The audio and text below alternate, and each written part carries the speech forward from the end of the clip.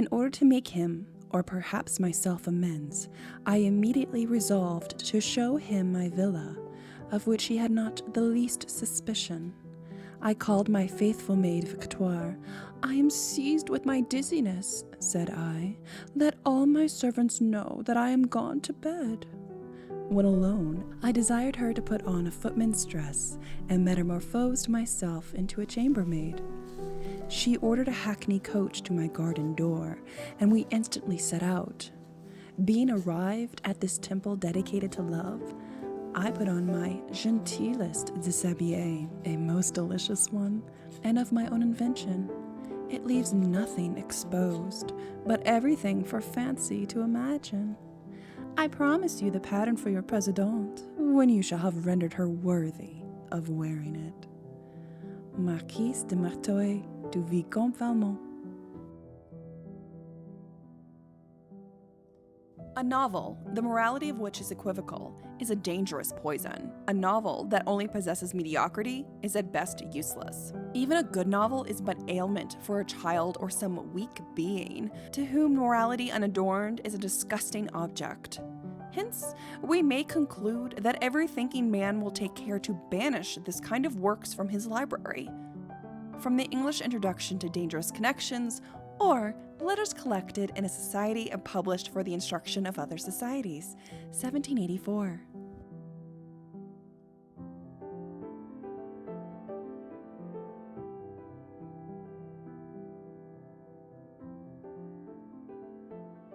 Dangerous Liaisons was first published in 1782, right after the end of the American Revolution and a few years before the storming of the Bastille and the beginning of the French Revolution. Historically speaking, the last quarter of the 18th century is a time of incredible upheaval, changes in government, society, and culture, both for good and for bad.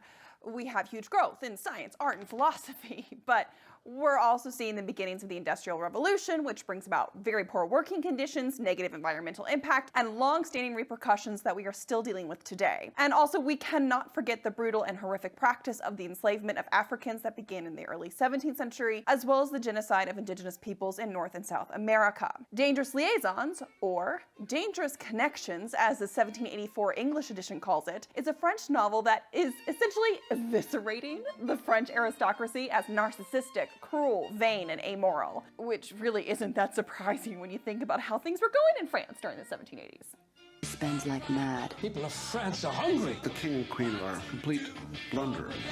As the 1784 English translation states, in the last age, the French novels were full of gallantry and virtuous love, because then they were gallant and respectful. In this age, they have substituted wit to love, and the novels are stuffed with an unintelligible jargon of metaphysics. Of this they grew tired, and libertinism succeeded to it. From thence so many licentious romances. The immense quantity that are produced is a complete proof of the corruption of the age, the rapidity of which they are bought, the rage with which they are devoured, further prove this deprivation. Y'all, don't tell them about Akatar or From Blood and Ash. Like, definitely don't tell them about Ice Barbarians. Well, speaking of spicy lit, can someone tell me a more historically accurate way to wind down after a long day that isn't snuggling into a cozy bed with a smutty book and reading until you fall asleep? No, you cannot. And thanks to Brooklinen, the sponsor of this week's video, my bedding is always super cozy. Luxurious bed life was a staple in the 1780s, and it's a staple in 2021. And Brooklinen has your sheets under control. If you're feeling super historical, their Luxe Hardcore Sheet Bundle in linen is perfect for all of your dangerous liaisons. Oh, sorry, that one really made me laugh. I was like, yeah, I'm hilarious. Anyways, I love a good pun. While I've had their linen sheet set and duvet cover for a couple of years now, we wanted to give their Luxe Sateen sheets a try. I really love that the sateen sheets have a high 480 thread count, and I also really like that they're made out of long staple cotton. Look, if you all don't know this, I'm a Taurus sun and I have Venus in Taurus. If luxury bougie bedding isn't my thing, then I honestly, I don't know what is. Currently, Brooklinen is running their Black Friday sale, which means you get 20% off all of Brooklinen's products, and there is no order minimum. So not only can you take advantage of the steal of a deal that is their Luxe Hardcore Sheet Bundle, you can also try out their super plush bath towels or their super comfy looking loungewear. Just whatever you want. Just use the link below to take advantage of Brooklinen's sale today. There's no coupon code. The Black Friday sale discount will be automatically applied at checkout. And so thanks again to Brooklinen for sponsoring this video. I'm stealing a chocolate. The story of Dangerous Liaisons, which was originally written as a series of letters, and the modern film adaptations are, quite honestly, really brutal and gut-wrenching. If I want a man, I have him. If he wants to tell, he finds that he can't. There's a lot of sex, pain, and scandal, and honestly, no one comes out on top. It's a spicy bottom, if you will. So sorry. Oh God, I broke myself. Erica, that one's for you.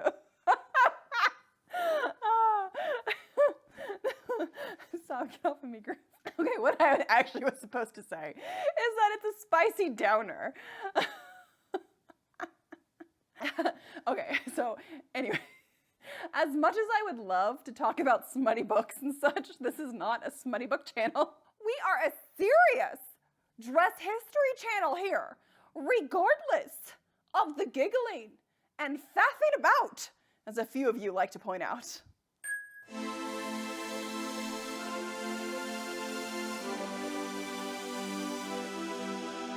Center of attention, they all want some. I'm like fire, hot as the sun. The dance floor is burning, call 911.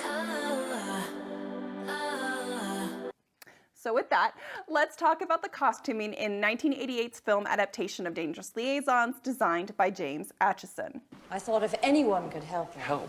He doesn't need help. He needs hindrances. Now, fashions for the 1780s, when the book was written and published, was just as transitional as the politics. Hoops and the robe a la Française gowns, or what we call sacques in English, of the 1760s and 70s, gave way to the false rumps and closely fitted gowns of the 1780s. Stays were very low and very thrusty. Hair became very wide, frizzy, and curly in the 1780s, appropriating African hair texture and styles. The early 1780s was also when fashion for the chemise gown came into style for the fashionable aristocracy and gentry and people who cared about clothes, emulating a much more relaxed, summery, understated look. As further reference, though, for the vibe of France in the 1780s, it was in 1783 when Elizabeth Vigée-Lebrun's portrait of Marie Antoinette wearing the chemise gown caused an epic meltdown at the Paris Salon. And then she had to go back and like redo the painting with a much more quote-unquote appropriate representation of what the queen was supposed to look like. And now she's wearing like what appears to be a Polonaise gown and like freshly creped hair instead of like 3-day-old hair.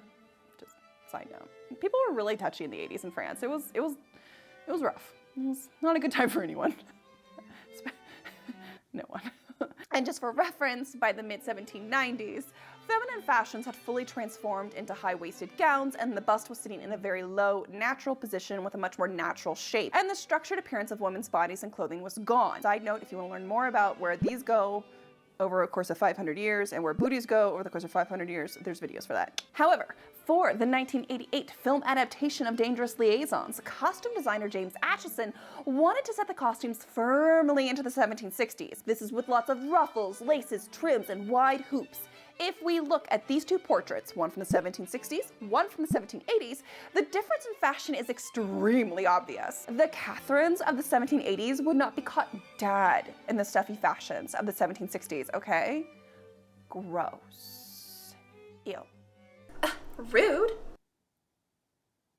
While I am, admittedly, very biased towards the fashion of the 1780s, I find clothing at this time honestly to be extremely aesthetically pleasing and flattering. Acheson's reasoning behind putting the film in the 1760s is sound. Quote, "If we'd said it later, it would have been very big wigs and hats and layered, billowing bodices. We wanted to make it simpler, stronger, less elaborate.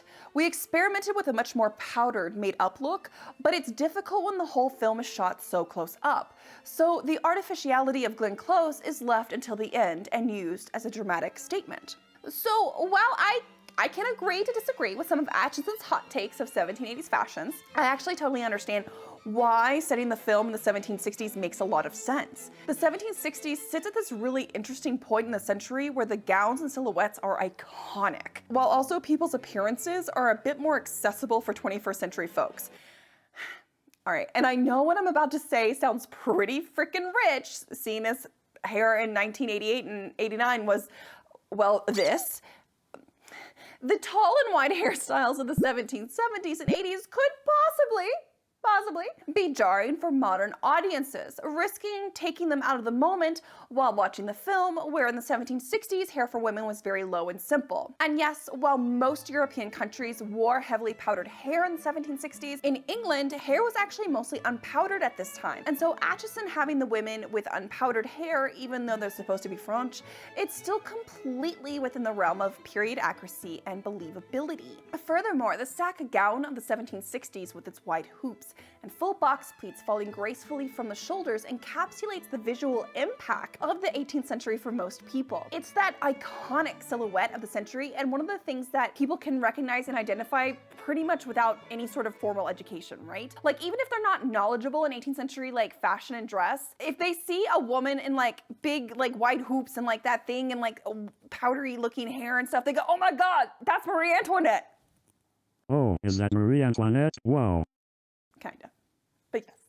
While I cannot have a favorite look in this movie because literally everything is stunning, I do actually have a very particular soft spot for like a lot of Madame de Volanges ensembles because of all their amazing millinery. Like her caps, her little ruffles, her little kerchiefs on her face, and they're just tight, and I cannot. I love it. I love it so much. It's the details in this movie that just make it so good.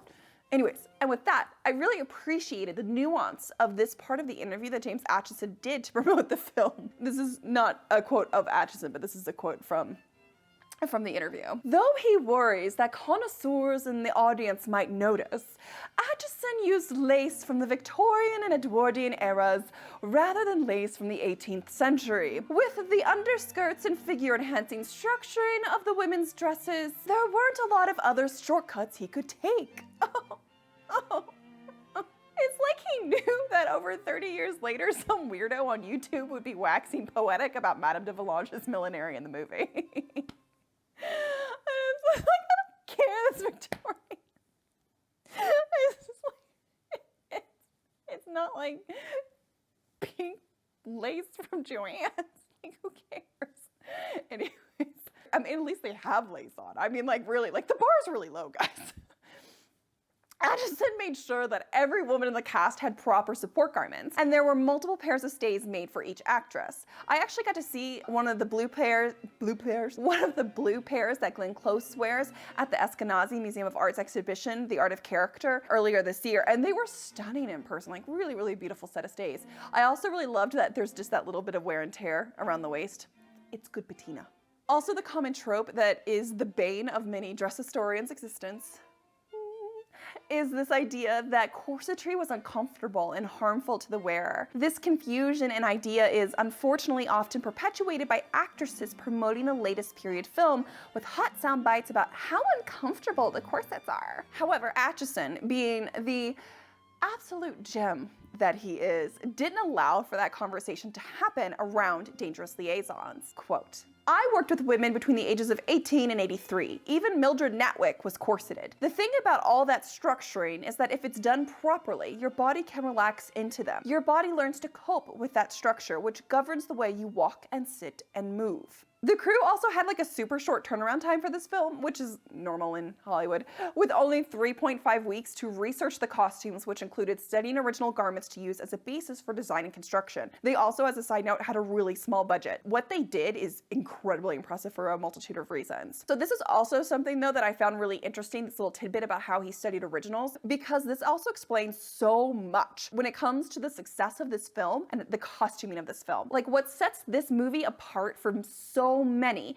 is the attention to detail that helps the gowns and the suits sit correctly on the body and fit in so perfectly with the set design. And while I could literally spend hours like waxing poetic about how each gown and suit in this movie, special shout out to the historically accurate luxurious couch cosplay rocked by John Malkovich.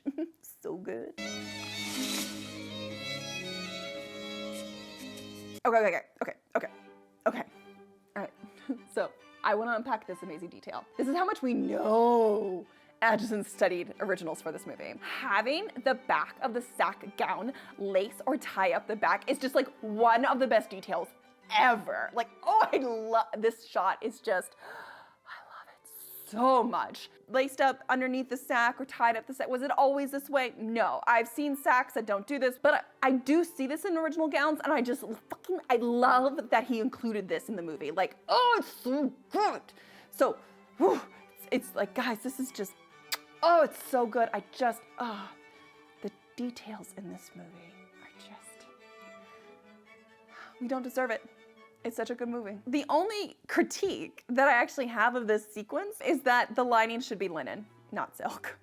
That's it. But also, let's take a moment to appreciate that the sleeves that the ladies made on the right are cut on the historically correct grain line. Striped fabric would go around the arm during this time, not down the sleeve. And the seam is also in the right place too. So while we kind of touched a little bit on the construction of that sack gown in the original sequence, I do actually want to talk a little bit more about the construction of the costumes and how they're different from original garments. We've never actually had an 18th century gown or any 18th century garment antique on this channel before, but now that's about to change. As a few weeks ago, I was actually in Williamsburg, Virginia with friends, and Neil Hurst, the Associate Curator of Costume and Textiles, let us into collections to visit and film. And he brought out a gorgeous 1750s-60s silk damask sack gown with its matching petticoat for me to look at. And I get to share some of it with you guys. So let's buckle up. Quick note though, while there are no hard and fast rules for 18th century gown making, other than it's all hand sewn because sewing machines didn't exist yet, 18th century gown making adheres to a few guidelines, if you will. And thirdly, the code is more what you'd call guidelines than actual rules.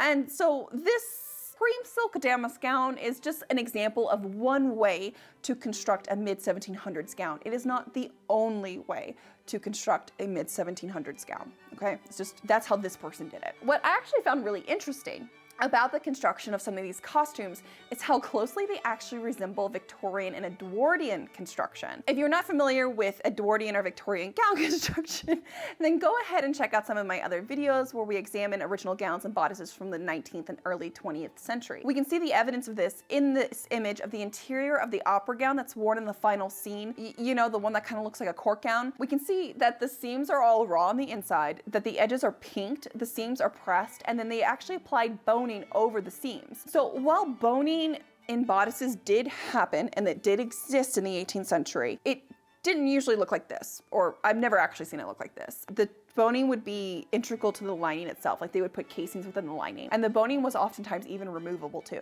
So this is like a super Victorian like technique, and I kind of love that it does that. I don't know why, but I think it's kind of cute, I guess is a good way to say it. First, this gown was constructed in a way that focuses on fitting the linen lining to the body of the customer before you really apply any of the silk over top. We can tell this because the side seams have been pinched and fit from the outside. It looks like they are also whipped from the outside. The raw edge is still on the outside of the gown. It has been clearly pressed open or pressed to a side somewhere. I'm not 100% sure. And then the silk was laid then over top with the center back piece going down first, and then the side seam was going over top of that, curved around to create a very pretty angle. And then it was top stitched down from the outside into place. This covers all of the raw edges, helps reinforce that side seam because it's a back stitch, and it creates this really nice kind of visual effect as well. And so it protects all the raw edges. This technique makes it really easy for the mantua maker to fit the gown on the customer the body without having to risk ruining or pulling or tugging on these expensive and delicate silk fabrics. The sack now is also missing its original stomacher, but we can see that it was meant to be one with how the front of the gown doesn't actually meet at the center front. But you can also see that there's like these little darts that help shape this kind of straight edge here to go over and like curve to like angle down for like this stomacher. That way I like those little darts, they're fun. Another trick of the sack that we see in this antique gown that James Acheson also did for many of the costumes in the film is add that hidden third pleat in the back underneath the visible double box pleats that identify this gown as a sack gown in the 18th century. This hidden third pleat helps really kick out the back of the gown so these box pleats flow elegantly away from the shoulders and down to the ground. Oh, that's such a beautiful style. Like, I mean, sacks really are gorgeous. This gown, being earlier in style, has robings that go over the shoulders and down the front of the gown. These robings are used to hide the top of the sleeve. So they're not actually stitched down there, they are just kind of laid over top, and they're protecting the raw edge of the sleeve. There's also this original lead weight that is at the bottom of the sleeve that helps weigh the sleeve down and keep it hanging in the right position and in the right placement on the arm. I've actually seen evidence of weights or weights in several original like gowns. I always think they're really kind of cool. It's like this little, neat little detail. Also, that lead weight was like chunky. A final little cool detail about this gown is that the original straight pins that were actually used to mark the shoulder straps, they were left there by the mantua maker. And clearly this gown had been worn with them just there. So, you know, oops, I kind of love it though. Because I mean, like, where else do you see, like, you know, it's like, that's such a human thing to do. And so it's like this little like blip of forgetfulness and humanity that has lasted like 260 years. It tells a story, you know, like these two little like straight pins in the back of the gown, like they're just there. She forgot to take them out and no one bothered to try. Like they're just there. And it also like kind of shows some of her process too, you know? Anyways, it's a cool detail. It makes me like feel funny feelings inside. The petticoat with this gown also has some really lovely construction features. First is that the back has the fabric saving technique where a cheaper material, in this case it's 2 layers of a really lightweight cream plain woven silk put together, and they're being used to fill up space in the back of the petticoat that would never actually be visible. Since no one's going to see it, there's really no reason to waste the expensive silk damask to go to the back of the petticoat. This is a really common money-saving technique. You see it like with linen or wool or cotton, other silks like this, and the back of petticoats where the gown will always cover it. The other thing that I've seen more than what I would expect, and it's kind of, I keep seeing it actually, surprisingly, is that the petticoat is actually only back fastening. There's this common understanding within the historical costuming and the dress historian community who do clothing reconstructions that 18th century petticoats were open at the side and they tied back to front, and then the front would come over and tie to the back. But this petticoat shows that that's not always the case. And just so we're clear, no, this doesn't seem to be a Victorian or a modern alteration. The stitching and the waist tape, they look like they're from the 18th century.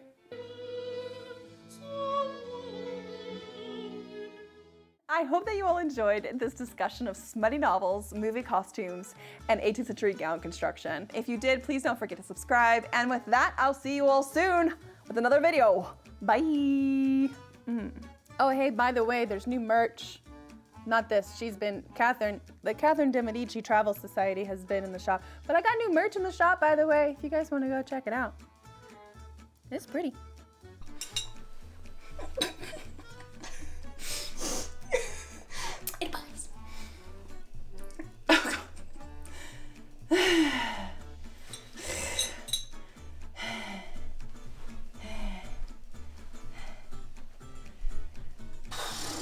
God, Audrey's like totally coming out to party.